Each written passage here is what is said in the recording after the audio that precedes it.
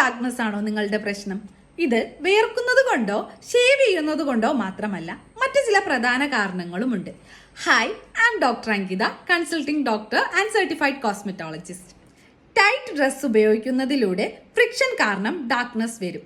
ആൽക്കഹോളുള്ള ഡിയോഡറന്റിൽ harsh chemical substance ഉണ്ട്. ഇത് സ്കിന്നിനെ ഇറിറ്റേറ്റ് ആക്കും. വീക്ക്ലി സ്ക്രബ് ചെയ്യാതെ വരുമ്പോൾ ഡെഡ് സ്കിൻ ബിൽഡപ്പ് ആകും.